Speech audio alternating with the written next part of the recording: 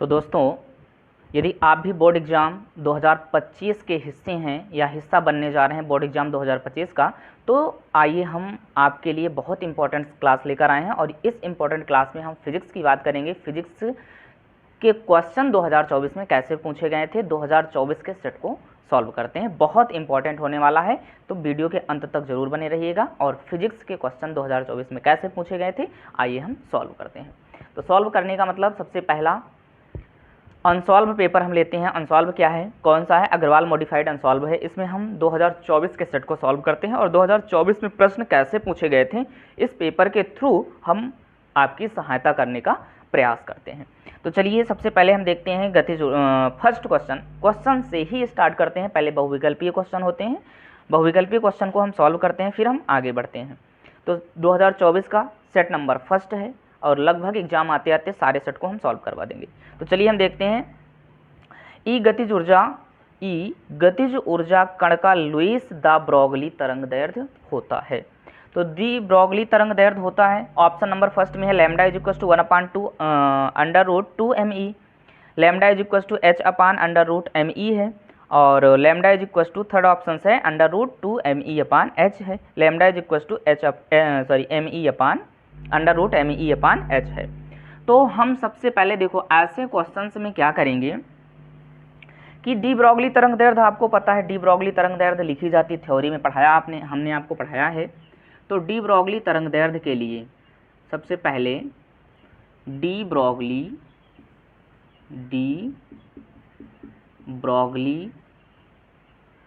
तरंगदैर्ध्य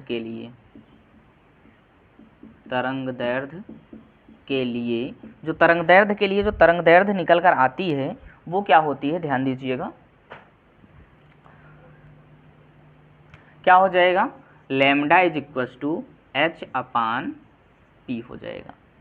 अब देखो p क्या है यहाँ पर, E की गतिज ऊर्जा के लिए स्थिर ऊर्जा है, ठीक है। p यहाँ पर क्या है? गतिज ऊर्जा या पोटेंशियल एनर्जी कह दें, ठीक है। गतिज ऊर्जा या गतिज ऊर्जा E हमारा दिया है, स्थितिज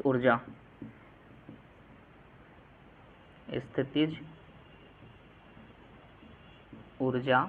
अब देखो, स्थितिज ऊर्जा हम P इज इक्वल टू क्या लिख सकते हैं, अंडर रूट 2ME, ये लिखा जा सकता है, अंडर रूट 2ME। तो यहाँ से हमारी जो तरंगदैर्ध्य होगा वो लैम्डा इज इक्वल टू क्या लिखेंगे हम, h अपान, और स्थितिज ऊर्जा की जगह पर हम लिख देंगे अंडर रूट 2ME। और ये ऑप्शन नंबर कौन सा है, देखिए option number first will be the right option. Option number first क्या हो जाएगा, राइट हो जाएगी। ये क्वेश्चन नंबर फर्स्ट, खंड फर्स्ट का था, ठीक है। नेक्स्ट क्वेश्चन हम देखते हैं, क्वेश्चन नंबर खा में क्या कह रहा है, यदि इलेक्ट्रॉन का अनुगमन वेग Vd तथा विद्युत क्षेत्र की तीव्रता E हो तो निम्नलिखित में से कौन सा संबंध ओम के नियम का पालन करेगा? फर्स्ट ऑप्शन है Vd proportional to A², second option है Vd इज इक्वल टू नियतांक है, थर्ड ऑप्शन क्या आपको दे रहा है, Vd प्रोपोर्शनल टू E, और फोर्थ ऑप्शन है Vd proportional to under root E। तो इसमें कौन सा ऑप्शन सही हो जाएगा, सेकंड, यानी कि खा नंबर क्वेश्चन में हमारा हो जाएगा Vd proportional to E will be the right option.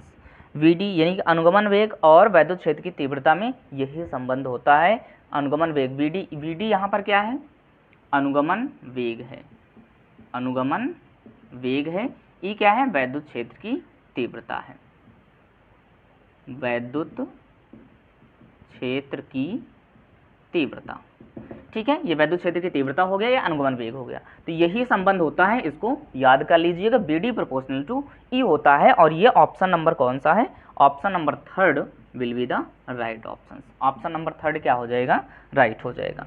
Now next question देखिए, प्रकीर्णित अल्फा कण का पथ होता है, जो प्रकीर्णित अल्फा कण होते हैं उनका जो पथ होता है वो परवलयाकार होता है, हमेशा याद रखिएगा। उनका पथ कैसा होता है, परवलयाकार, ठीक है। कैसा होता है, परवलयाकार। ऑप्शन नंबर कौन सा हो जाएगा, second will be the right option. इसमें सेकंड ऑप्शन सही हो जाएगा। घ नंबर क्वेश्चन देखिए, क्वेश्चन नंबर घ, उत्तल लेंस की फोकस दूरी अधिकतम है, ऑप्शन में दिया गया है नीले प्रकाश के लिए, हरे प्रकाश के लिए, लाल प्रकाश के लिए और पीले प्रकाश के लिए। तो इसमें जो ऑप्शंस है, ऑप्शन नंबर, ठीक है, third will be the right option. लाल प्रकाश के लिए फोकस दूरी अधिकतम होती है। किसके लिए? लाल प्रकाश के लिए, ठीक है, लाल प्रकाश के लिए, यानी कि ऑप्शन नंबर इसमें कौन सा हो जाएगा? थर्ड इसमें भी ऑप्शन सही हो जाएगा। लाल प्रकाश के लिए सबसे अधिक फोकस दूरी होती है, क्योंकि इसका तरंग दैर्ध्य भी सबसे अधिक होता है। लाल रंग का तरंग दैर्ध्य सबसे अधिक होने के कारण लाल प्रकाश के लिए क्या हो जाएगा? अधिकतम फोकस दूरी हो जाएगी। अंगा नंबर देखिए, यदि प्रत्यावर्ती धारा परिपथ में केवल धारित्र हो तो परिपथ में व्यय शक्ति होगी P = -1 और P = 0, P = +1, उपर्युक्त में से कोई नहीं। देखो, प्रत्यावर्ती धारा परिपथ में केवल धारित्र हो, केवल धारित्र की बात की जा रही है। तो यदि केवल धारित्र होगी तो ऊर्जा संग्रहित ही सिर्फ होती है। संग्रहित का मतलब स्टोर होती है। क्या होती है? स्टोर होती है। लेकिन इसमें क्या कह रहा है? परिपथ में व्यय शक्ति होगी, तो परिपथ में व्यय शक्ति शून्य हो जाएगी। क्यों शून्य हो जाएगी? क्योंकि प्रत्यावर्ती धारा परिपथ में धारित्र है, ठीक है, प्रत्यावर्ती धारा परिपथ में केवल केवल धारित्र है, और केवल धारित्र जब रहेगा तो ऊर्जा व्यय नहीं होती है, ऊर्जा संग्रहित होती है, अर्थात व्यय ऊर्जा क्या हो जाएगी? अंगा में व्यय ऊर्जा हमारी P बराबर 0 हो जाएगी। क्यों 0 हो जाएगा? क्योंकि ऊर्जा संग्रहित होगी, ऊर्जा संग्रहित होगी, और ऊर्जा संग्रहित होगी अर्थात व्यय नहीं होगी, व्यय नहीं होगी। तो व्यय नहीं होगी यानी कि ऊर्जा हमारी क्या हो जाएगी? 0 हो जाएगी, शक्ति हमारी 0 हो जाएगी, कोई शक्ति नहीं लग रही है। चलिए, ये समझ में आ गया होगा, इसको हम इरेज करते हैं और हम देखते हैं 4 नंबर क्वेश्चन।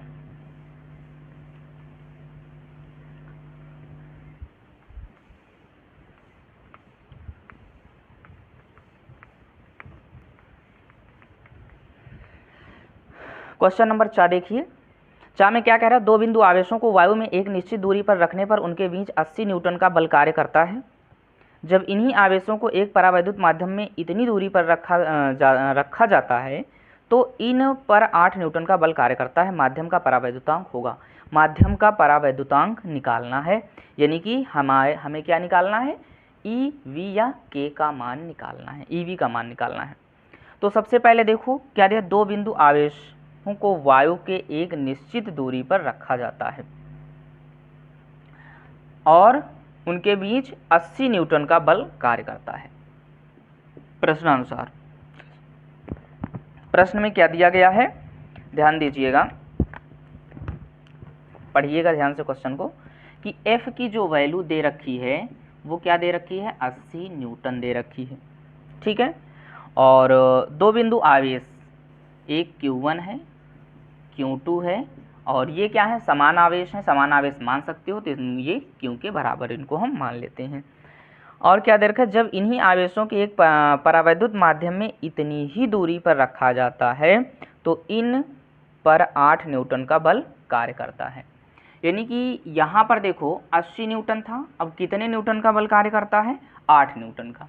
यानी कि F डैश की वैल्यू दे रखी है 8 न्यूटन। तो हमें क्या निकालना है? परावैद्युतांक होगा, यानी कि K का मान हमें ज्ञात करना है, या कह सकते हो EV बराबर K, ये वैल्यू हमें निकालनी है। तो जो कूलाम का नियम होता है वो F dash is equal to क्या होता है? 1/4 pi epsilon not Q1 Q2 upon R² होता है, यही वैल्यू होती है Q1 Q2 अपान R²। तो F डैश का मान कितना दे रखा है? 8 न्यूटन दे रखा है, ठीक है।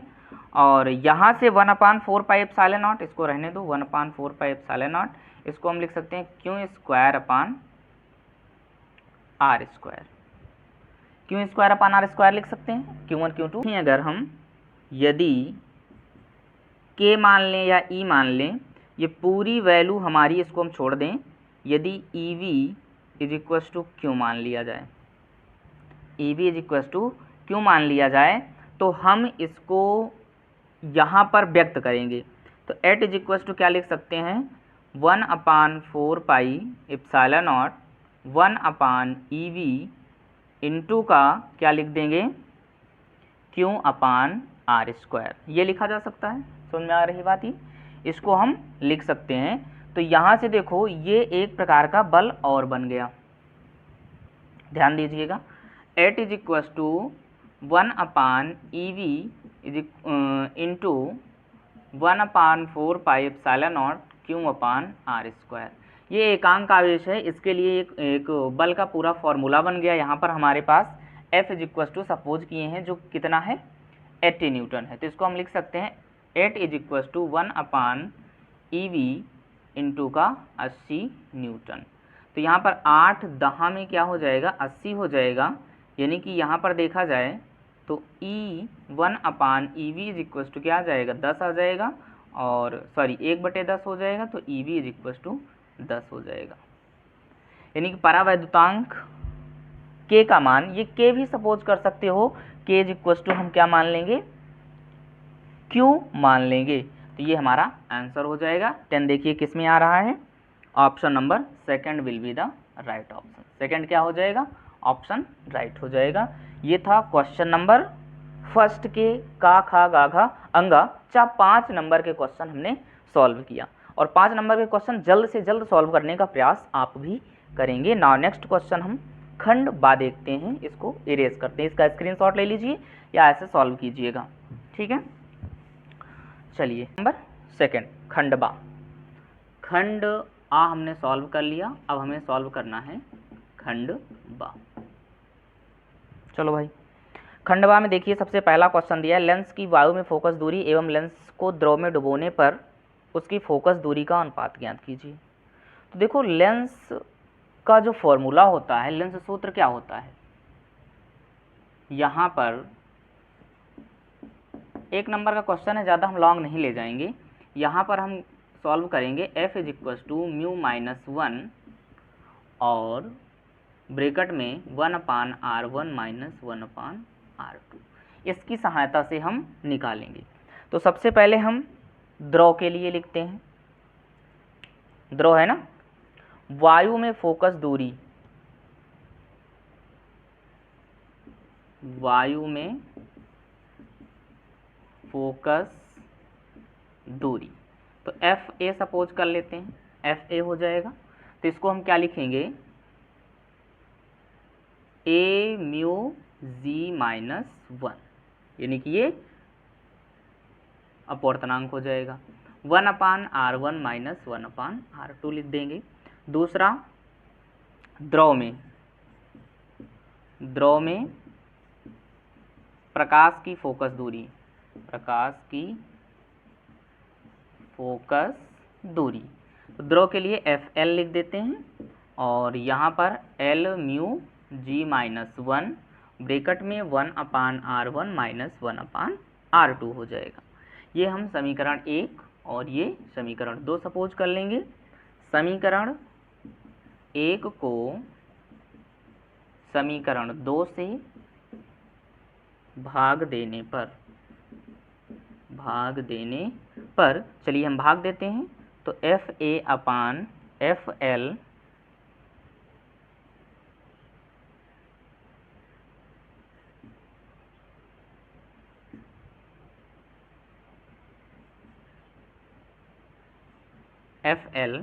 इज इक्व टू यहाँ पर क्या लिखेंगे, A mu G minus 1/R1 minus 1/R2, और अपान में क्या हो जाएगा, A mu G minus 1/R1 minus 1/R2।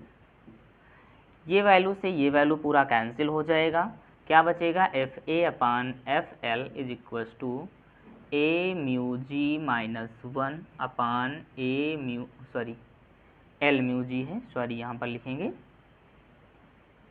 L mu G minus 1, और यही क्या हो जाएगा, रेशियो में हो जाएगा। इसको हम F अनुपात, यहीं पर यही क्या हो जाएगा, आंसर हो जाएगा। एक नंबर का क्वेश्चन है, ज़्यादा लॉन्ग नहीं ले जाएंगे, बस हमारा ये हो गया। दोनों के लिए हमने क्या लिखा, फॉर्मूला लिखा और डिवाइड कर दिया, आगे आंसर।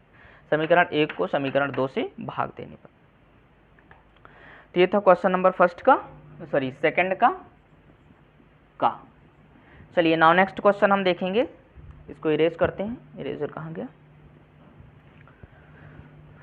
सेकंड का खा, हाइड्रोजन परमाणु में इलेक्ट्रॉन की मूल ऊर्जा स्तर में आयनन विभव कितना होता है। ठीक है, तो इसका स्क्रीनशॉट ले लीजिए। नाउ नेक्स्ट क्वेश्चन सेकंड हम देखेंगे कितना होता है, -13.6। चलिए इसको इरेज करते हैं। एक नंबर का क्वेश्चन है, इसलिए हम शॉर्ट में ही इसको करेंगे, लॉन्ग करने का प्रयास नहीं करेंगे, नहीं बोर्ड एग्जाम में हम इनकी परिभाषा लिखने बैठ जाते हैं। तो हाइड्रोजन परमाणु में इलेक्ट्रॉन की मूल ऊर्जा स्तर में आयनन विभव, तो हाइड्रोजन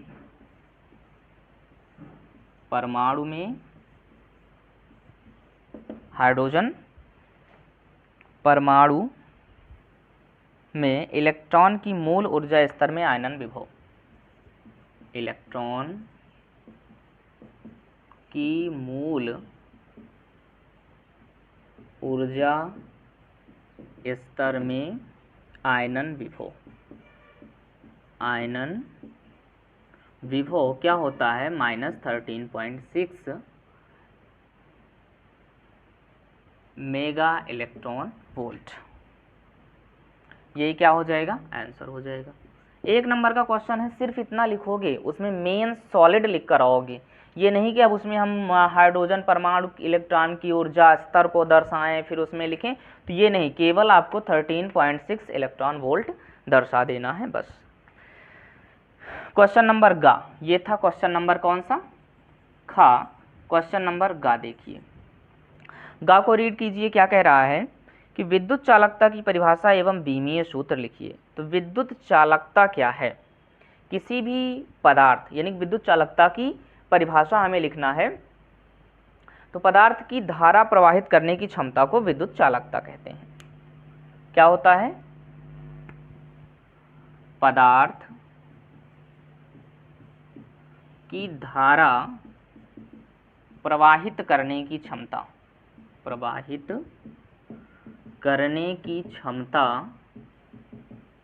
को विद्युत चालकता कहते हैं, विद्युत चालकता कहते हैं। यानी कि पदार्थ की धारा, किसी भी पदार्थ की, कह सकते हो किसी भी पदार्थ की धारा प्रवाहित करने की क्षमता को विद्युत चालकता कहते हैं। इसको हम सिग्मा से प्रदर्शित करते हैं। ठीक है, इसका जो बीमीय सूत्र होता है m1 L1 T-3 A-1 होता है। याद रखिएगा, बीमीय सूत्र क्या होता है, m1 L1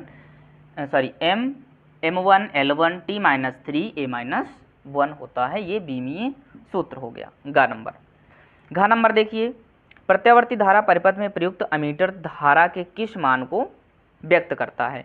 तो हमारे पास क्या है, अमीटर है, अमीटर को दर्शाना है, अमीटर धारा के किस मान को व्यक्त करता है। तो अमीटर की यदि हम बात करें तो अमीटर धारा के किस, अमीटर प्रत्यावर्ती धारा में औसत धारा के मान को व्यक्त करता है। किसको, अमीटर की यदि हम बात करें,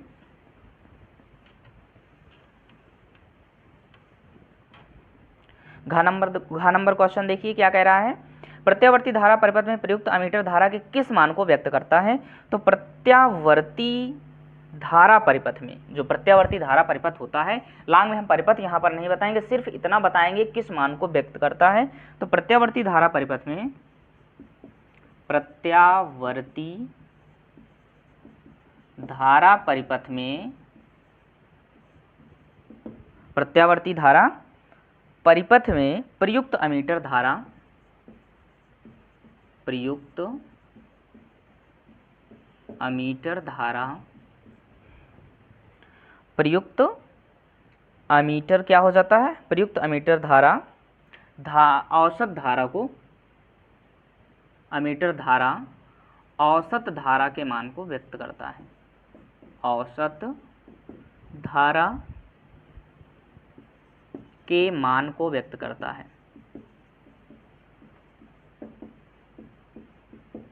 ठीक है। तो ये याद रखना चाहिए, प्रत्यावर्ती धारा परिपथ में प्रयुक्त जो अमीटर होता है वो धारा औसत धारा के मान को व्यक्त करता है। अमीटर धारा जो होती है वो औसत धारा को व्यक्त करती है। चलिए क्वेश्चन नंबर अंगा देखते हैं।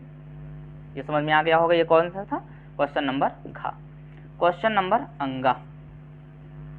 अंगा में देखिए होल पर कितना आवेश होता है, इसमें एक छोटा सा चित्र बनाना है। होल पर कितना आवेश होता है, पीएन संधि डायोड का परिपथ संकेत बनाइए। परिपथ हमें देखिए पीएन संधि डायोड,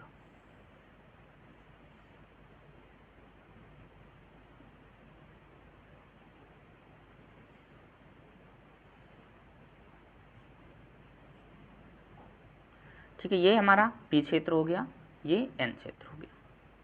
पी क्षेत्र का मतलब सारे पॉजिटिव होंगे,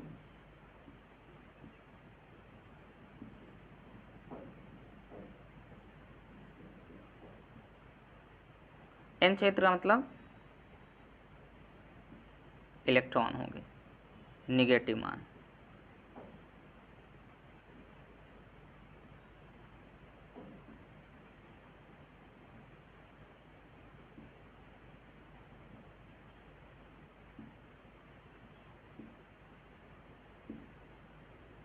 ये सब पॉजिटिव हैं। ब्लू पेन का यूज़ करते हैं इसमें।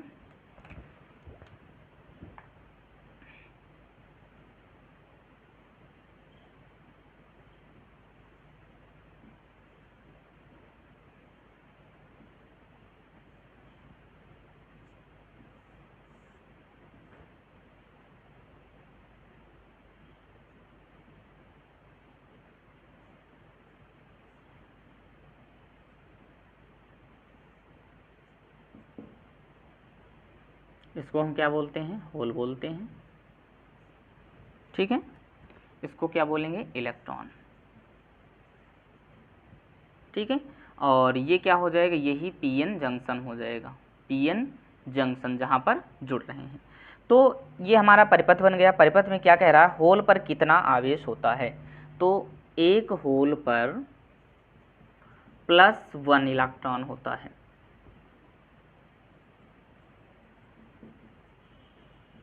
इलेक्ट्रॉन होते हैं। ये आपको फुल मार्क्स 1 मार्क्स का क्वेश्चन था, सिर्फ इतना ही लिखना है। ये नहीं कि आपको पूरी गाथा अब लिखनी है, गाथा लिखने की ज़रूरत नहीं, वहाँ पर समय बचाना है। समय बचाकर हमें बड़े क्वेश्चन पे ज़्यादा समय देना है। तो ये हमारा 1 नंबर का क्वेश्चन, आपने परिपथ बनाया और लिख दिया, आपको 1 मार्क्स मिल जाएगा। अच्छा देखिए, रेडियो तरंग एवं सूक्ष्म तरंगों में किसकी आवृत्ति अधिक होती है, तो रेडियो तरंग एवं सूक्ष्म तरंग, रेडियो तरंग की जो आवृत्ति होती है वो सूक्ष्म तरंगों की आवृत्ति की अपेक्षा कम होती है। तो रेडियो तरंग, अब इसमें छोटा सा नॉर्मल सा क्वेश्चन था, 4 नंबर क्वेश्चन है। 4 में देखिए क्या कहोगे कि रेडियो, केवल इतना लिखना है, रेडियो तरंग एवं सूक्ष्म तरंगों में किसकी आवृत्ति अधिक होती है, तो आवृत्ति अधिक किसकी होती है, सूक्ष्म तरंगों की। सूक्ष्म तरंगों की आवृत्ति अधिक होती है, ठीक है। सूक्ष्म तरंगों की आवृत्ति क्या हो जाती है, अधिक होती है। ये पॉइंट याद रखिएगा, यानी कि रेडियो तरंग की जो आवृत्ति होती है सूक्ष्म तरंग की आवृत्ति की अपेक्षा बहुत कम होती है, अर्थात यहाँ पर क्या हो जाएगा, सूक्ष्म तरंगों की आवृत्ति अधिक होती है। खंड बा हमने सॉल्व कर लिया, अब खंड सा देखते हैं। खंड सा का क्वेश्चन नंबर का है। का में क्या कह रहा है कि नाभिक की द्रव्यमान क्षति एवं बंधन ऊर्जा को परिभाषित कीजिए। नाभिक की द्रव्यमान क्षति एवं बंधन ऊर्जा को परिभाषित कीजिए। तो द्रव्यमान क्षति, ठीक है। तो यहाँ पर देखो, द्रव्यमान क्षति को हम डेल्टा एम से प्रदर्शित करते हैं। डेल्टा एम बराबर क्या लिखेंगे, M P plus M N, ठीक है। स्मॉल एन यहाँ पर लिखे हैं, माइनस का क्या हो जाएगा, एम एन। ये द्रव्यमान क्षति का सूत्र हो गया। क्या हो गया, द्रव्यमान क्षति का सूत्र हो गया। अब द्रव्यमान क्षति के सूत्र से, द्रव्यमान क्षति के सूत्र से हम परिभाषा बनाएंगे कि जब किसी भी नाभिक या किसी भी नाभिक के लिए प्रोटॉन और न्यूट्रॉन मिलकर एक नए नाभिक के परमाणु का निर्माण करते हैं, ठीक है, एक नए नाभिक के परमाणु का निर्माण करते हैं तो निर्मित नाभिक के परमाणु का द्रव्यमान, निर्मित नाभिक के परमाणु का द्रव्यमान हमें द्रव्यमान का मान नाभिक के द्रव्यमान से हमेशा कम होता है, नाभिक के द्रव्यमान से हमेशा कम होता है। और इन्हीं का जो अंतर निकल कर आता है कितना कम होता है, यही द्रव्यमान क्षति कहलाता है। ठीक है, यानी कि जब लिख देते हैं, जब इलेक्ट्रॉन और प्रोटॉन मिलकर नए नाभिक का निर्माण करते हैं, नए नाभिक के परमाणु का निर्माण करते हैं, निर्माण करते हैं, तो जब नए नाभिक के परमाणु का निर्माण करते हैं तो नाभिक के परमाणु का द्रव्यमान, नाभिक के परमाणु का द्रव्यमान हमेशा नाभिक के द्रव्यमान से कुछ कम होता है,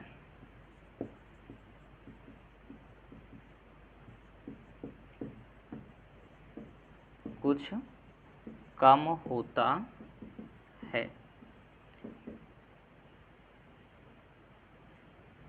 ठीक है, और इसी अंतर को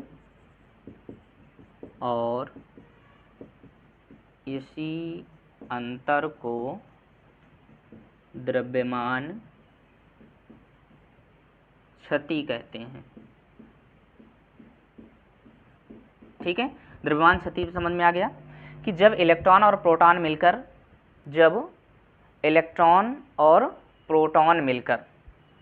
जब प्रोटॉन और न्यूट्रॉन मिलकर नाभिक के परमाणु का निर्माण करते हैं तो निर्मित नाभिक का द्रव्यमान घटकर प्रोटॉन एवं न्यूट्रॉन की मुक्त अवस्था में द्रव्यमानों के योग से हमेशा कम ही होता है और द्रव्यमान में यह अंतर द्रव्यमान क्षति कहलाता है।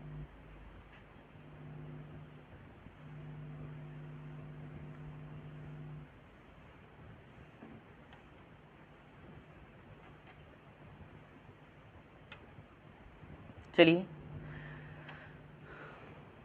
खंडसा के हम क्वेश्चन नंबर का नाभिक की द्रव्यमान क्षति एवं बंधन ऊर्जा ज्ञात करनी है। द्रव्यमान क्षति और बंधन ऊर्जा। तो द्रव्यमान क्षति की हमेशा बात करें तो द्रव्यमान क्षति, नाभिक की जो द्रव्यमान क्षति होती है इसको हम डेल्टा एम से प्रदर्शित करते हैं। किससे प्रदर्शित किया जाता है? डेल्टा एम से प्रदर्शित करते हैं। तो डेल्टा एम बराबर जो सूत्र होता है वो होता है mass of proton plus mass of neutron minus mass of nucleus, mass of nucleus. तो द्रव्यमान क्षति हमें यहाँ पर बताना है। तो द्रव्यमान क्षति क्या होता है? जब प्रोटॉन और न्यूट्रॉन मिलकर एक नए परमाणु वाले नाभिक का निर्माण करते हैं। ठीक है, जब प्रोटॉन और न्यूट्रॉन मिलकर एक नए नाभिक के परमाणु का निर्माण करते हैं तो नाभिक का जो द्रव्यमान पहले से होता है वो नाभिक का द्रव्यमान, ठीक है, प्रोटॉन और न्यूट्रॉन के द्रव्यमान के योग से कम होता है। अर्थात कितना कम है, जितना कम होता है वही द्रव्यमान क्षति कहलाता है। यही अंतर द्रव्यमान क्षति कहलाता है। यहाँ से लिख सकते हो परिभाषा कि जब प्रोटॉन और न्यूट्रॉन मिलकर एक नए परमाणु वाले नाभिक का निर्माण करते हैं, नाभिक का निर्माण करते हैं तो जब प्रोटॉन और न्यूट्रॉन मिलकर एक नए परमाणु वाले नाभिक का निर्माण करते हैं तो प्रोटॉन और न्यूट्रॉन का द्रव्यमान का योग, ठीक है, तो कह सकते हो निर्मित नए नाभिक का द्रव्यमान, ठीक है, या कह सकते हो जब निर्माण करते हैं तो नाभिक का द्रव्यमान निर्मित नए परमाणु के नाभिक के द्रव्यमान से कम होता है। नाभिक के द्रव्यमान से कम होता है, नाभिक के द्रव्यमान से क्या हो जाता है, कम होता है। और इसी अंतर को द्रव्यमान क्षति कहते हैं। द्रव्यमान क्षति कहते हैं। द्रव्यमान क्षति किसे कहते हैं? जैसे हमने क्या किया, प्रोटॉन और न्यूट्रॉन ये मिलकर एक नए नाभिक वाले परमाणु का निर्माण कर लिए, तो पहले से जो नाभिक था, ठीक है, इनका जो नाभिक था वो नाभिक का जो द्रव्यमान देखा गया इनके योग से कम पाया गया, ठीक है। और जब कम पाया गया कि कितना कम हो गया, अभी पहले का जो योग था वो एक नया निर्माण कर लिए, नए निर्माण बने, तो नया निर्मित नाभिक के परमाणु का द्रव्यमान और इनका जो द्रव्यमान होता है, इनका योग, उसमें कमी होती है और इसी अंतर को द्रव्यमान क्षति कहते हैं। तो यहाँ से MP का मतलब क्या हो जाएगा, प्रोटॉन का द्रव्यमान, प्रोटॉन का द्रव्यमान। Mn का मतलब न्यूट्रॉन का द्रव्यमान, न्यूट्रॉन का द्रव्यमान। और M, कैपिटल M और कैपिटल N लिखा है, ये है नाभिक का द्रव्यमान, ठीक है। हिंदी ना समझ में आ रही हो तो कमेंट करके जरूर बताइए कि समझ में हिंदी नहीं आ रही है, ठीक है। तो ध्यान दीजिएगा, जब प्रोटॉन और न्यूट्रॉन मिलकर एक नए परमाणु वाले नाभिक का निर्माण करते हैं तो नाभिक का द्रव्यमान निर्मित नए परमाणु के नाभिक के द्रव्यमान से कम हो जाता है और इसी अंतर को द्रव्यमान क्षति कहते हैं, ठीक है। यहाँ पर लिखा है, ये कितने नंबर का, 2 नंबर का क्वेश्चन है, ज़्यादा लॉन्ग करने की जरूरत है, इतने में आपको 2 नंबर मिल जाएगा। बढ़िया, क्या करेंगे, इन सभी को हाईलाइटेड करके हम लिखेंगे, ठीक है, समझ में आया। अब इसी में एक बंधन ऊर्जा पूछ रहा है, तो ये 1 नंबर का हो जाएगा, बंधन ऊर्जा दूसरे नंबर का हो जाएगा, ठीक है। तो इसको राइट कर लीजिए।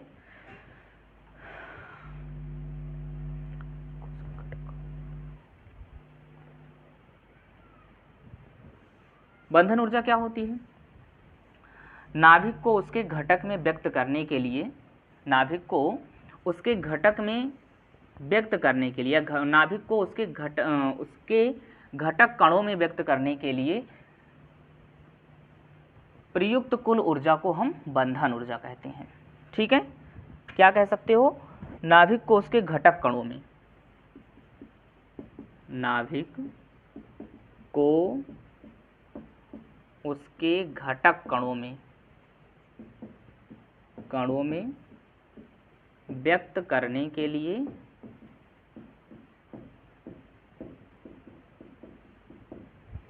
प्रयुक्त कुल ऊर्जा को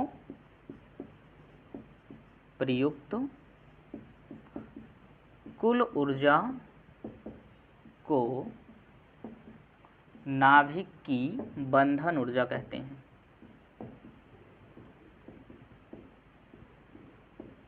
क्या कहा जाता है, नाभिक की बंधन। नाभिक को उसके घटक कणों में व्यक्त करने के लिए, 2 बार करने लिखो था, करने के लिए प्रयुक्त कुल ऊर्जा को नाभिक की बंधन ऊर्जा कहते हैं। तो ये नाभिक की बंधन ऊर्जा फर्स्ट क्वेश्चन हो गया। क्या दिया है, क्राउन कांच से द्विउत्तर लेंस बनाना है, लेंस के पृष्ठों की त्रिज्याएं कितनी रखी जाएं कि लेंस की क्षमता इतना हो जाए, क्राउन कांच का अपवर्तनांक दे रखा है। तो सबसे पहले लेंस की क्षमता दे रखी है, क्या क्या चीज़ें, लेंस की क्षमता हमें कितनी लानी है, लेंस की क्षमता P बराबर क्या दे रखा है, -2.5 डायोप्टर।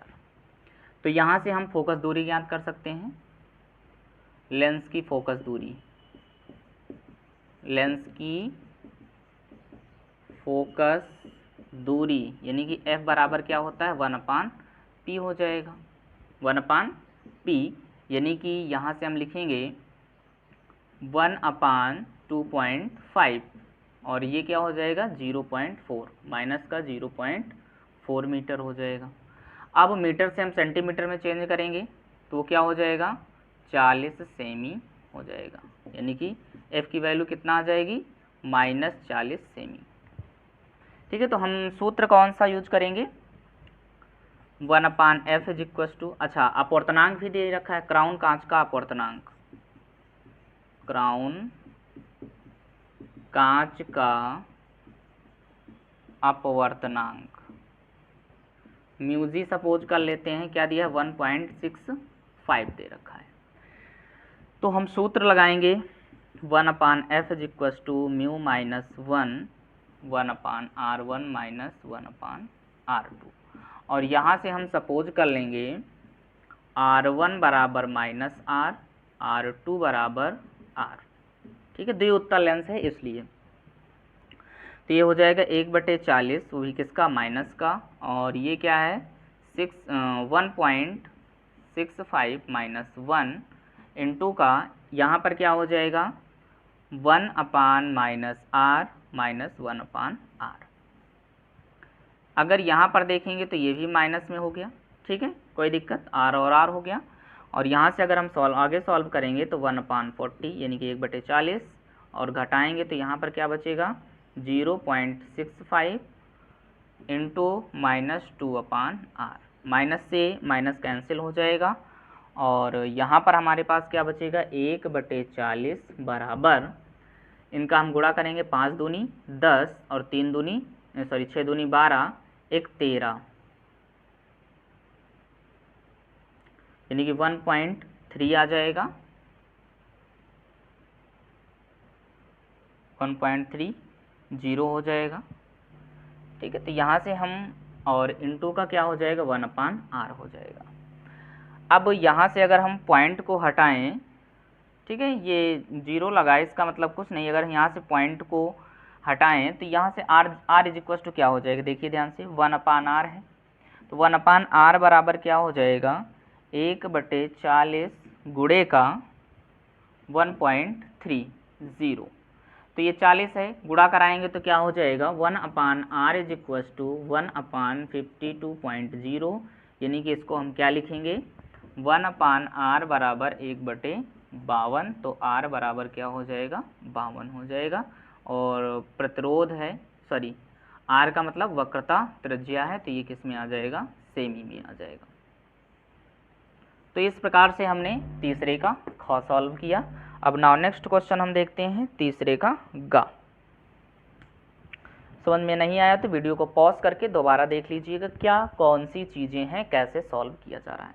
ठीक है, इसको हम इरेज करते हैं। सूत्र का विशेष ध्यान देना है कि कौन सा सूत्र कहाँ पर कैसे लग रहा है।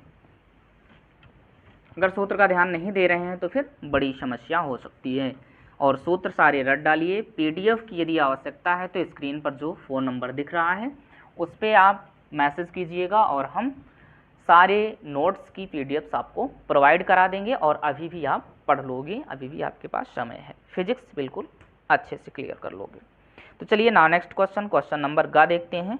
गा में क्या कह रहा है, गा में क्या कह रहा है, पीएन संधि डायोड के अग्र अभिनत स्थिति में इसके प्रचालन को समझाइए। पीएन संधि डायोड के अग्र अभिनत, तो सबसे पहले हम पीएन, यानी कि ये हमारा तीसरे का कौन सा क्वेश्चन है, क्वेश्चन नंबर गा है।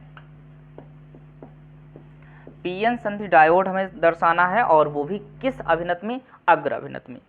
ठीक है, तो सबसे पहले हम पीएन संधि डायोड को अग्र अभिनत में क्यों बोलेंगे, अग्र अभिनत और पश्च अभिनत का मतलब क्या होता है ये ध्यान दीजिएगा। अग्र अभिनत में कहा जाए तो सबसे पहले हम पीएन संधि बनाएंगे कुछ इस प्रकार से। पीएन जंक्शन बना लिए हमने, इसका एक क्षेत्र हमारे पास P हो गया, ये हमारा P क्षेत्र हो गया, ये N क्षेत्र हो गया। अब P क्षेत्र और N क्षेत्र के लिए हम देखेंगे, ध्यान दीजिएगा, यदि हम P क्षेत्र को P फॉर पॉजिटिव, यदि हम P क्षेत्र को धन सिरे से, ये एक बैटरी है, VC कर दें, बैटरी हो गया।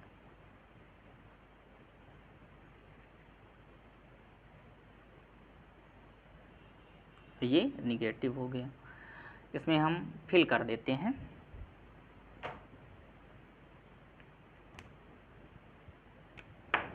ये हमारा पॉजिटिव क्षेत्र हो गया,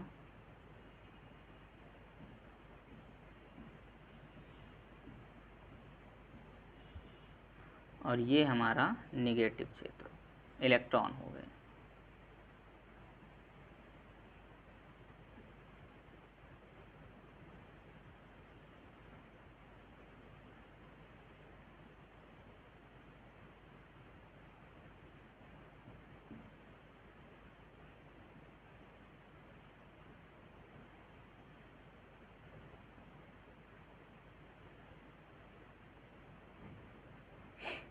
इनको हम क्या बोलेंगे, होल। और ये हमारे क्या हैं, इलेक्ट्रॉन है। ठीक है, देखिए जब हम बैटरी के धन सिरे को P क्षेत्र से जोड़ते हैं और बैटरी के ऋण सिरे को N क्षेत्र से जोड़ते हैं, तो ये क्षेत्र हमारा P क्षेत्र है और ये हमारा N क्षेत्र है।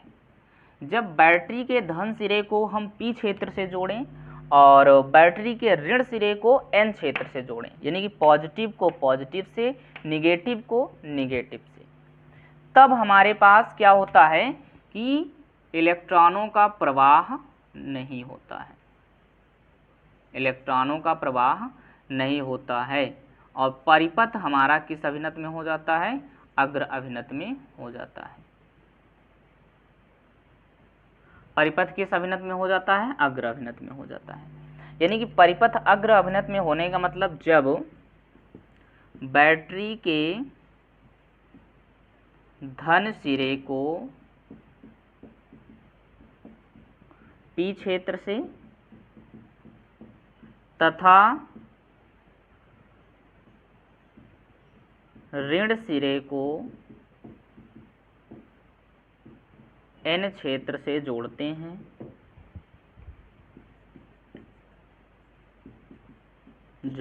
हैं, तो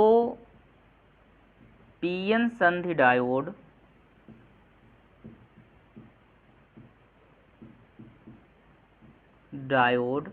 अग्र अभिनत में होता है, अग्र अभिनत में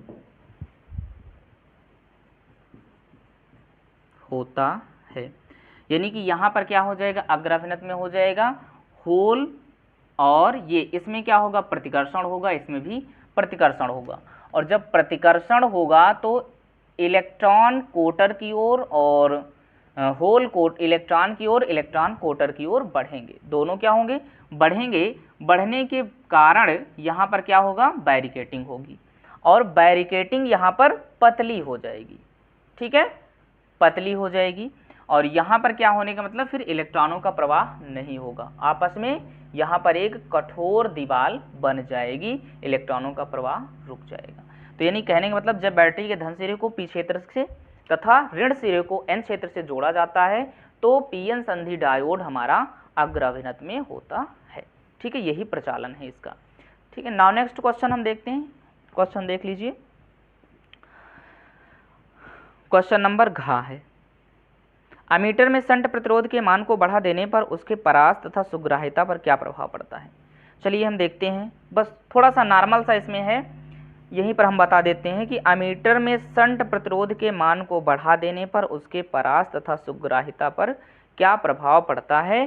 तो क्वेश्चन नंबर 3 का घ है, सुग्राह्यता घट जाती है, सुग्राह्यता घट जाती है और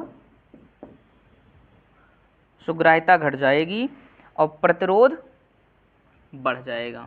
सुग्राह्यता घट जाएगी यानी कहने का मतलब, और प्रतिरोध का परास बढ़ जाएगा। ठीक है, जब भी हम ध्यान दीजिएगा एमीटर में शंट प्रतिरोध के मान को बढ़ा देते हैं तो प्रतिरोध की सुग्राह्यता घट जाती है और प्रतिरोध का परास बढ़ जाता है। ध्यान दीजिएगा, प्रतिरोध का परास बढ़ेगा और सुग्राह्यता घट जाएगी। ठीक है, तो ये क्वेश्चन नंबर खंड सा हमने सॉल्व किया, खंड सा की का खा गा घा यानी कि 4 क्वेश्चन को सॉल्व किया। अब हम नाउ नेक्स्ट क्वेश्चन हम देखेंगे, क्वेश्चन नंबर 4 यानी कि खंड दा को सॉल्व करेंगे। प्रिज्म को जल में डुबो दें तो सिद्ध कीजिए कि प्रिज्म द्वारा उत्पन्न न्यूनतम विचलन वायु के सापेक्ष 1/4 रह जाएगा। दिया है ANG। तो सबसे पहले देखो, जो जल का अपवर्तनांक होता है वो कितना होता है, 1.5 होता है। कितना होता है? कांच के एक पतले प्रिज्म को जल में डुबो दें तो जल का जो अपवर्तनांक होता है वो कितना होता है, 1.5 होता है। उसको हम क्या लिख सकते हैं, सर्वप्रथम पतले प्रिज्म, एक कांच के पतले प्रिज्म को जल में डुबो दें। पतले प्रिज्म को जल में डुबोने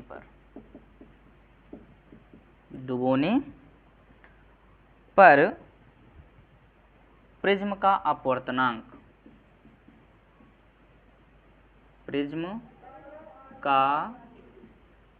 अपवर्तनांक देखा जाए तो म्यू L म्यू G कर देंगे, इज इक्वल टू क्या होता है, 1.5। विचलन कोण कितना हो जाएगा, इसके लिए न्यूनतम विचलन कोण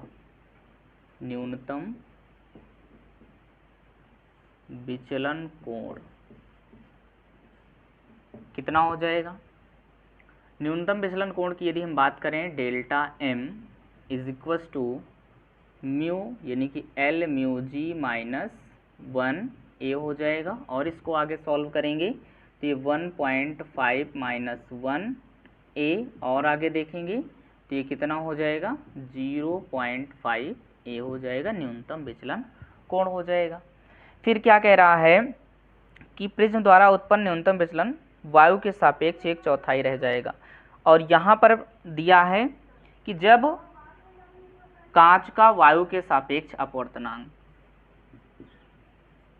कांच का वायु के सापेक्ष अपवर्तनांक यानी कि A mu G is equal to दे रखा है 3/2। तो इसके लिए जो विचलन कोण निकल कर आएगा, अगर इसकी बात की जाए, सॉरी विचलन कोण अभी रहने दो, इन दोनों को मिलाया जाएगा। और कांच के लिए कांच का वायु के सापेक्ष और कांच का जल के सापेक्ष अपवर्तनांक A mu W is equal to, या सॉरी W म्यू G लिख दें, इसमें दे रखा है A म्यू W, वो कितना दे रखा है, 4/3 दे रखा है। तो यहाँ से देखो A mu G, A mu W हमने निकाला, तो इसको हम W म्यू G जल का कांच के सापेक्ष, ये कांच का जल के सापेक्ष है, कांच का जल का कांच के सापेक्ष, जल का कांच के सापेक्ष अपवर्तनांक क्या लिखेंगे, W mu G is equal to हो जाएगा A mu G upon A mu W। इसको हम 3/2 और 4/3 लिख सकते हैं, 3 से 3 कैंसिल हो जाएगा और ये हो जाएगा 1/8 हो जाएगा, सॉरी कैंसिल नहीं होगा, ये आ जाएगा 9/8। इसके लिए विचलन कोण ज्ञात कर लेंगे। इसके लिए न्यूनतम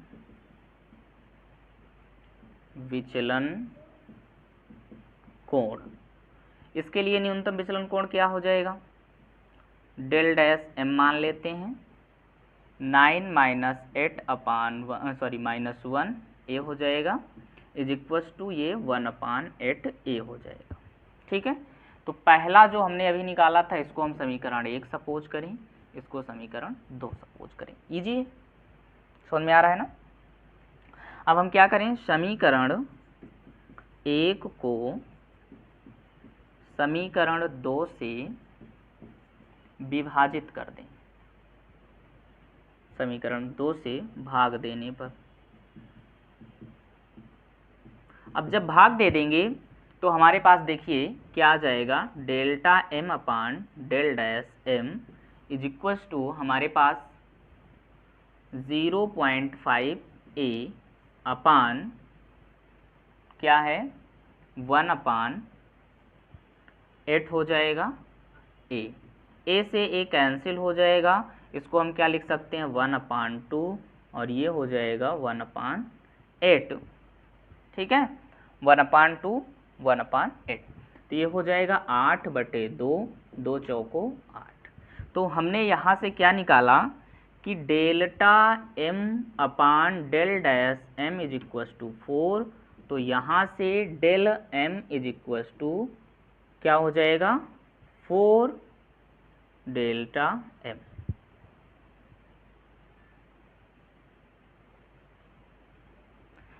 डेल m अपान क्या लिख सकते हैं डेल्टा m डैश, तो यहाँ पर क्या कह रहा है कितना रह जाएगा 1/4, और डेल्टा m की बात करें तो यहाँ से del dash m is equals to क्या लिख सकते हैं 1/4 डेल्टा m, ये 1/4 सिद्ध हो गया, हेंस प्रूव्ड। हेंस प्रूव्ड, यही हमें सिद्ध करना है कि लास्ट में न्यूनतम विचलन कोण क्या हो जाएगा 1/4 रह जाएगा।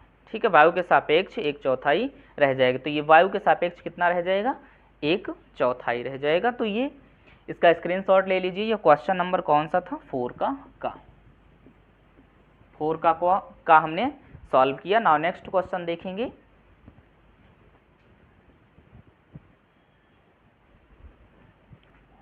कारण उत्पन्न होती है, तो ये विस्थापन धारा क्या होती है, विस्थापन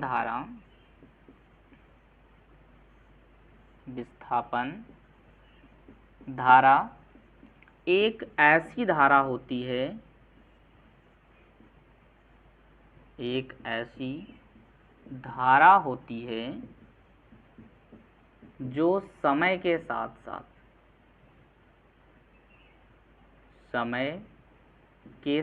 साथ विद्युत क्षेत्र के परिवर्तन से उत्पन्न होती है। विद्युत क्षेत्र ब्रैकेट में लिख लो, विद्युत फ्लक्स, विद्युत क्षेत्र या विद्युत फ्लक्स के परिवर्तन से उत्पन्न होती है, परिवर्तन से उत्पन्न होती है। ठीक है, विस्थापन धारा एक ऐसी धारा होती है जो समय के साथ साथ विद्युत क्षेत्र यानी विद्युत फ्लक्स के परिवर्तन से उत्पन्न होती है। अर्थात यहाँ पर आप इसको हम ID से प्रदर्शित करते हैं, तो ID इज इक्वल टू हम लिख सकते हैं epsilon not d phi e upon dt। ये हमारी क्या हो जाती है, विस्थापन धारा हो जाती है। अगर अब देखा जाए ये आया कैसे, इसका निगमन थोड़ा सा हम यहीं पे बता देते हैं। तो E इज इक्वल टू आपके पास क्या होता है, किंतु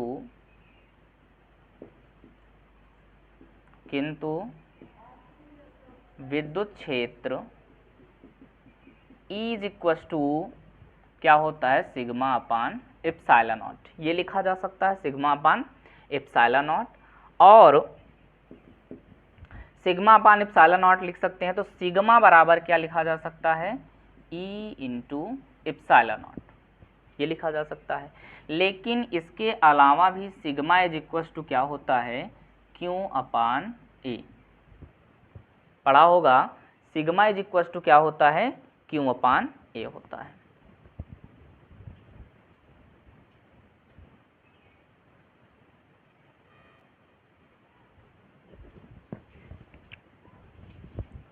सिग्मा इज इक्वल टू क्या हो जाता है, क्यू अपान ए हो जाता है।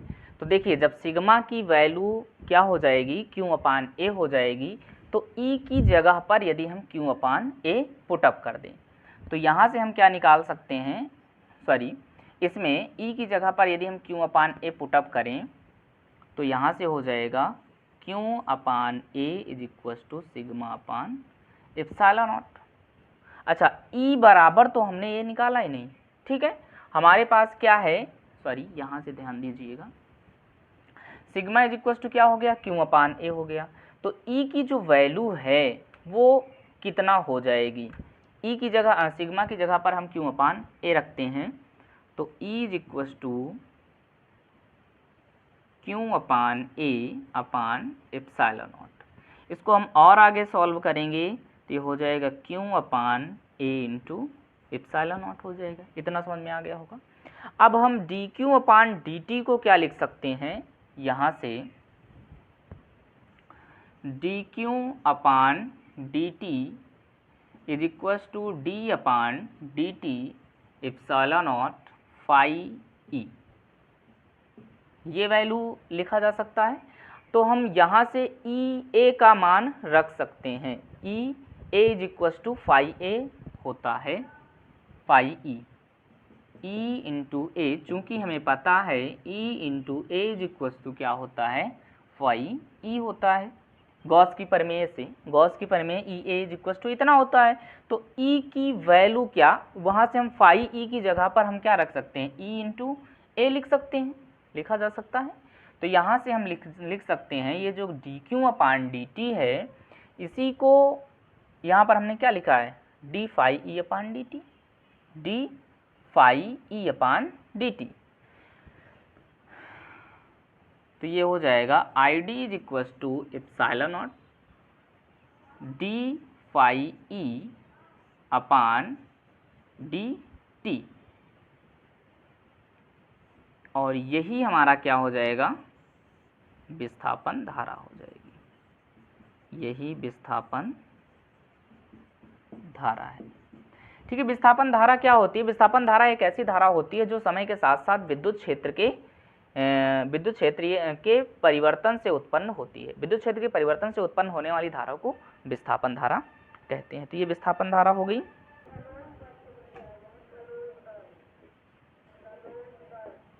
फोर्थ का गा, फोर्थ के गा में देखिए क्या होता है, क्वेश्चन क्या कह रहा है, ध्यान दीजिएगा। फोर्थ का गा है कि नाभिकीय विखंडन एवं नाभिकीय संलयन को उदाहरण सहित समझाइए। तो नाभिकीय विखंडन, सबसे पहले हम फोर्थ के गा यानी कि नाभिकीय विखंडन देखते हैं। नाभिकीय विखंडन, नाभिकीय विखंडन यानी कि देखिए नाभिकीय विखंडन क्या होता है, एक भारी नाभिक होता है, ठीक है, भारी परमाणु वाले नाभिक में जब हल्के न्यूट्रिनो से बमबारी कराई जाती है तो वही नाभिक कई पार्टों में टूट जाता है, कई पार्ट में क्या होता है, विभक्त हो जाता है, जिसको नाभिकों के टूटने के इस गुण को हम नाभिकीय विखंडन कहते हैं। यानी कि कई भारी नाभिकों में ये क्या होता है, टूट जाता है। तो कई जब भारी नाभिकों में या हल्के हल्के नाभिकों में टूटते रहते हैं, इसमें यही प्रक्रियाएं चलती रहती हैं, इसको ही हम क्या बोलते हैं, नाभिकीय विखंडन बोलते हैं। ठीक है, उदाहरण देखिए नाभिकीय विखंडन क्या है। अगर परिभाषा के अनुसार देखा जाए कि जब किसी भारी नाभिक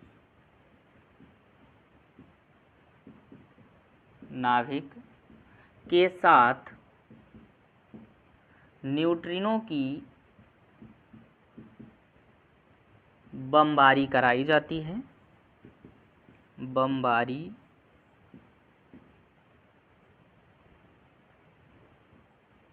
कराई जाती है तो नाभिक कई छोटे छोटे नाभिकों में टूट जाता है,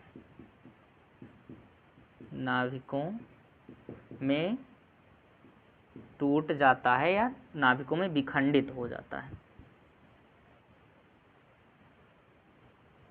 विखंडित हो जाता है। इस घटना को नाभिकीय विखंडन कहते हैं, नाभिकीय विखंडन कहते हैं। जैसे यूरेनियम ले लिया जाए, उदाहरण के तौर पर हम क्या ले लें, यूरेनियम 92 यूरेनियम 235, हमने क्या ले लिया 92 यू 235, इसमें हम न्यूट्रिनो की बमबारी कराएंगे तो ये कई हल्के नाभिकों में टूट जाता है। तो वो कैसे टूटेगा, किस किस में टूट जाता है, एक बार देखते हैं। 56 BA141, ठीक है, 141 प्लस 36 KR92, यानी कि ये टूट जाएगा 56 BA141 बेरिलियम कह सकते हो प्लस 92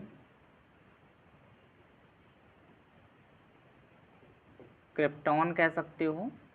कितना होता है इसका मान, 92 क्रिप्टॉन, सॉरी 36 KR92, यहाँ पर क्या हो जाएगा plus 36 KR92 plus 3 neutrino plus ऊर्जा। ठीक है, ये हो गया उदाहरण। उदाहरण के लिए हमने क्या लिया, यूरेनियम ले लिया।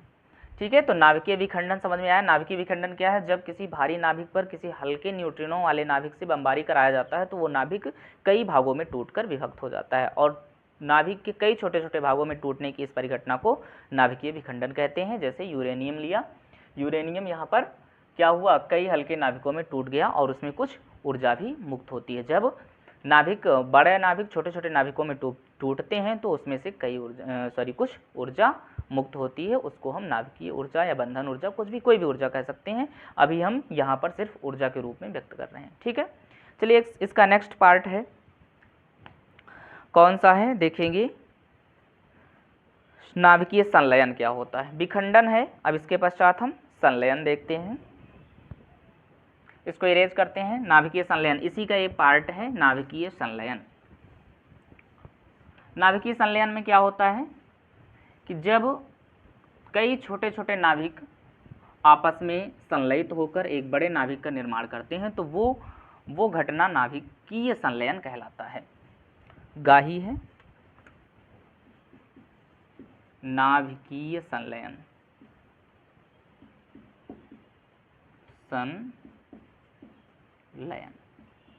नाभिकीय संलयन का मतलब क्या होता है, जब छोटे छोटे कई नाभिक, जब छोटे छोटे कई नाभिक आपस में संलयित होके एक नए नाभिक का निर्माण करते हैं, एक नए नाभिक का निर्माण करते हैं तो इस घटना को नाभिकीय संलयन कहते हैं।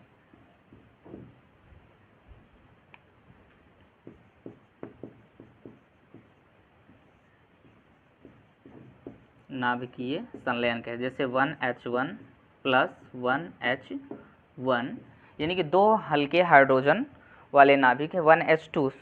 1H2 ले लेते हैं, 1H2 plus 1H2 plus 1H2, हम लेते हैं 1H1 plus 1H2, 1H1 plus 1H2,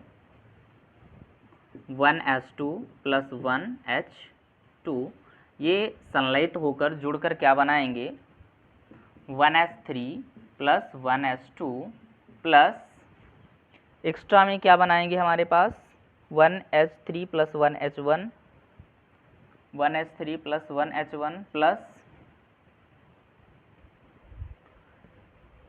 neutrino, एक neutrino plus 4.0 mega electron volt की ऊर्जा।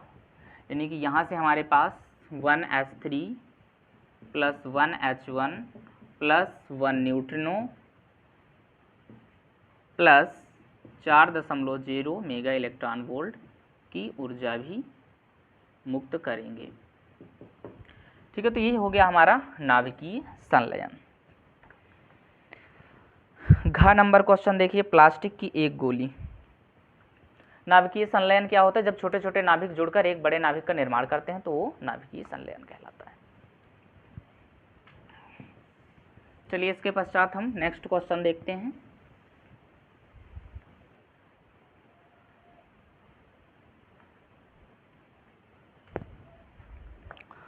क्वेश्चन नंबर घ देखिए, प्लास्टिक की एक गोली P जिसका द्रव्यमान 3.2 × 10⁻⁻15 किलोग्राम है, दो क्षैतिज समांतर अविष्ट प्लेटों के बीच स्थिर अवस्था में संतुलित है। गोली पर कितने इलेक्ट्रॉन सामान्य से कम या अधिक होंगे। तो सबसे पहले देखिए फिगर एक बना है, फिगर के थ्रू दो प्लेटें हो गई, ये प्लास्टिक हो गई,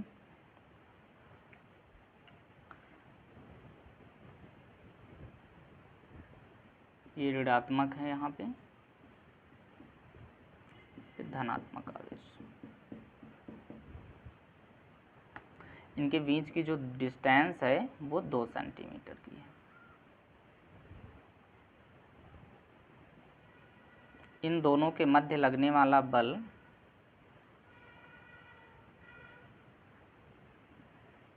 एक पॉइंट है P, इसको हम QE और mg के नाम से जानेंगे, और इसको दिया गया जो वोल्ट है वो 1000 वोल्ट है, कुछ इस प्रकार का। ठीक है, G का मान दिया है कितना 10 सेंटीमीटर। तो सबसे पहले जो इलेक्ट्रॉनों की संख्या हम इसमें से ज्ञात करते हैं आवेश के क्वांटीकरण से, इलेक्ट्रॉनों की संख्या। ठीक है, प्रश्नानुसार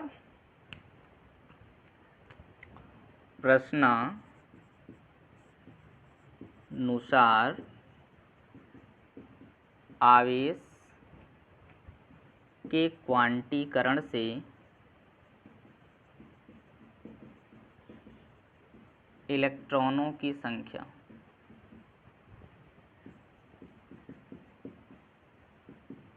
यानी कि Q इज इक्वल टू क्या होता है Ne होता है, तो N इज इक्वल टू क्या हो जाएगा यहाँ से Q/E हो जाएगा। ठीक है, क्या हो जाएगा N/E हो जाएगा। और जब इलेक्ट्रॉन संतुलित, लेकिन यहाँ पर इलेक्ट्रॉन किस अवस्था में है, संतुलित अवस्था में है, और जब इलेक्ट्रॉन संतुलित अवस्था में होंगे तो EV/D NeV/D is equal to mg/mg हो जाएगा। यानी कि जब इलेक्ट्रॉन संतुलित अवस्था में हो, जब इलेक्ट्रॉन संतुलित अवस्था में हो, और जब इलेक्ट्रॉन संतुलित अवस्था में होंगे तो हम लिख सकते हैं क्या N EV/D is equal to mg लिखा जा सकता है।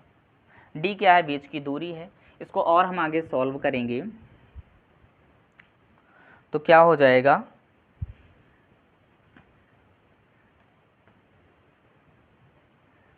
N की वैल्यू और M यानी कि कितने अधिक होंगे, N हम रोक लेते हैं, N इज इक्वल टू हमारे पास क्या हो जाएगा DmG/EV हो जाएगा। ठीक है, कितना वोल्ट है। अब ये सारे मान इसमें हम पुट अप कर देते हैं। डी का मान 2 है, द्रव्यमान क्या है 3.2 गुणे 10 की घात माइनस 15 है। जी का मान कितना है 10 है, क्वेश्चन में दे रखा है। और कितने इलेक्ट्रॉन 1000 हैं, तो यानी कि 1.6 इंटू 10⁻⁹ इंटू 1000 हो जाएगा। इसको हम सॉल्व कर लेते हैं। तो कितने इलेक्ट्रॉन बचे हमारे पास, देखो अगर हम ध्यान से देखें कितना हो जाएगा, यहाँ से पॉइंट हटा दें, 1 0 हमने यहाँ पर कैंसिल कर दिया, तो ये क्या हो जाएगा 2 8 16, ठीक है। और यहाँ का पॉइंट हटा दें तो ये 10 कैंसिल हो जाएगा, और ये क्या हो जाएगा 8 चौक 32, और यहाँ पर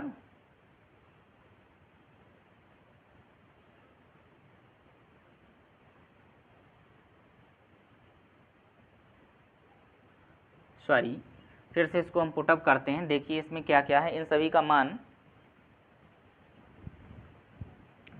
का मान हम रखते हैं इसमें।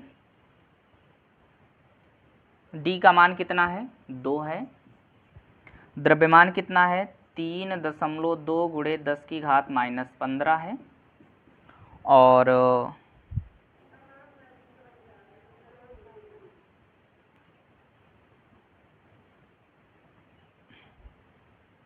जी का मान कितना है,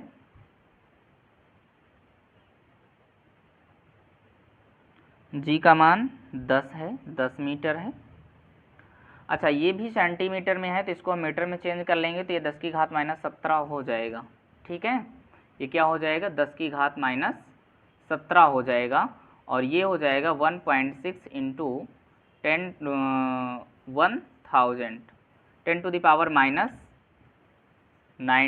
इंटू 1000 हो जाएगा।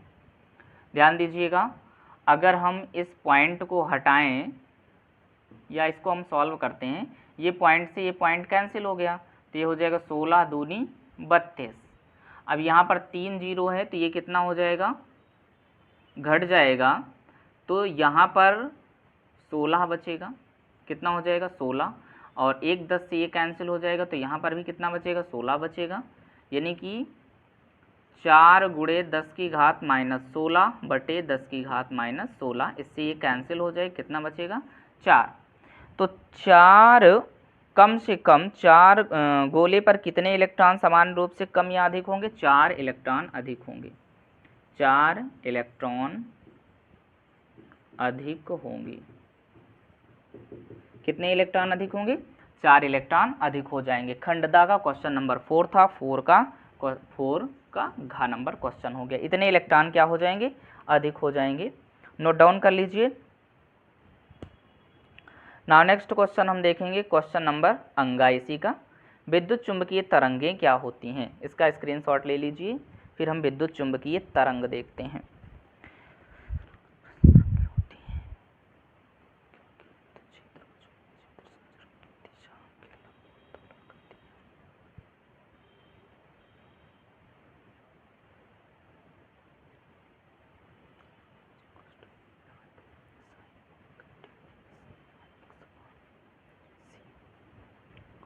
चलिए इसको इरेज करते हैं। नेक्स्ट क्वेश्चन देखेंगे, क्वेश्चन नंबर अंगा।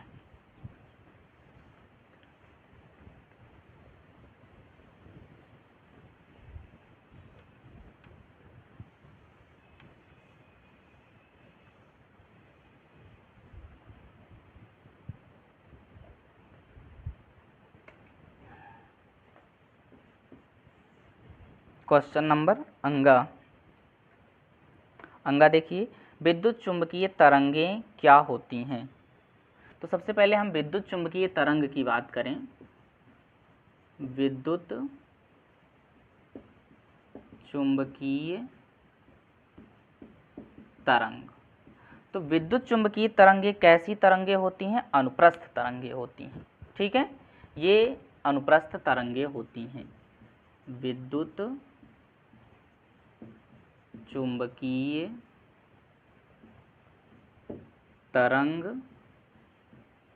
तरंगें अनुप्रस्थ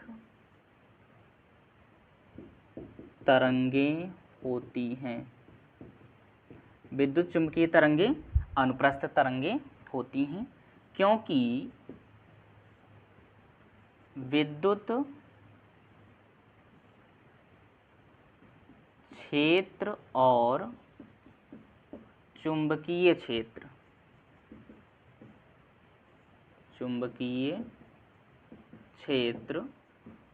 विद्युत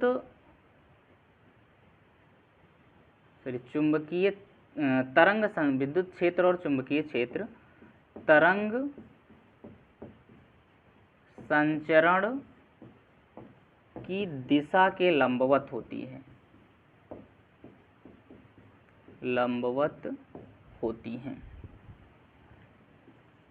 कैसी होती हैं? लंबवत होती हैं। थोड़ा सा हम बनाते हैं फिगर विद्युत चुंबकीय तरंग का।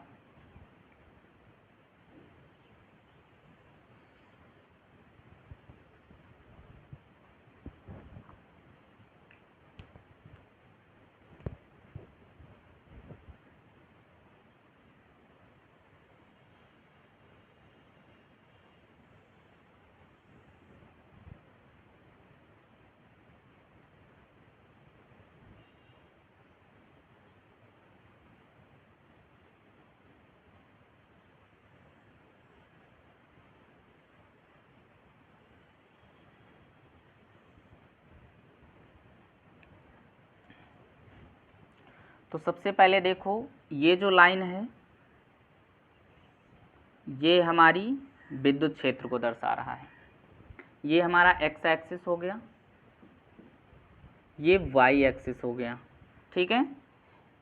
अब ये हमारा चुंबकीय क्षेत्र विद्युत क्षेत्र की तीव्रता को दर्शा रहा है और ये लाइन हमारा विद्युत क्षेत्र चुंबकीय क्षेत्र को दर्शा रहा है।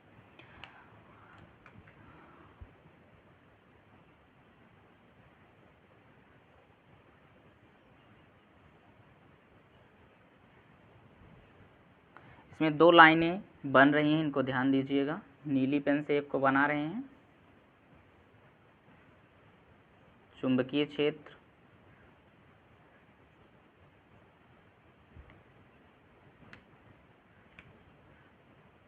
तरंग संचरण दिशा के ये हमेशा लंबवत होती हैं।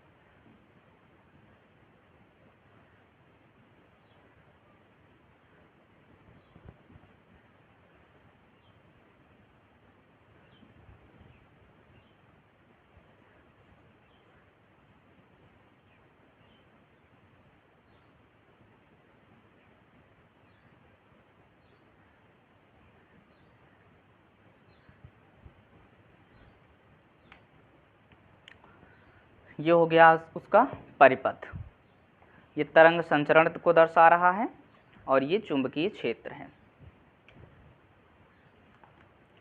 ई Y is equal to E not sine omega T, ये आपका विद्युत क्षेत्र है, विद्युत क्षेत्र, और ये आपका चुंबकीय क्षेत्र है, चुंबकीय क्षेत्र। ये तरंग संचरण की दिशा है, तरंग संचरण की दिशा, किधर तरंगें संचरित हो रही हैं। तो इसका जो एक इक्वेशन होता है उसको याद रखेंगे, E Y is equal to E not, ठीक है, चुंबकीय तरंग साइन ओमेगा, यहाँ पर क्या हो जाता है टी माइनस एक्स अपान सी। ये फॉर्मूला है, याद रखेंगे, थोड़ा सा लंबी डेफिनेशन है इसका, अगर पीडीएफ चाहिए तो आपको प्रोवाइड हो जाएगा। और ये आपका विद्युत क्षेत्र हो गया, ये चुंबकीय क्षेत्र, एक चुंबकीय क्षेत्र और एक विद्युत क्षेत्र प्रदर्शित कर रहा है। तो क्लास थोड़ा सा लंबी हो जा रही है, आज की क्लास में बस इतना ही। हमने 4th का अंगा क्वेश्चन सॉल्व कर लिया, यानी कि द तक सॉल्व कर दिया। नेक्स्ट खंड को हम नेक्स्ट क्लास में सॉल्व करेंगे। आज तक के लिए इतना ही। आप इसको अगर आपके क्वेश्चन समझ में नहीं आए कि क्वेश्चन कैसे बनाया गया, तो आप वीडियो को पॉज करके या स्क्रीन पर चल रहे नंबर पे कमेंट कीजिएगा, हम आपके साथ हैं। Thank you so much.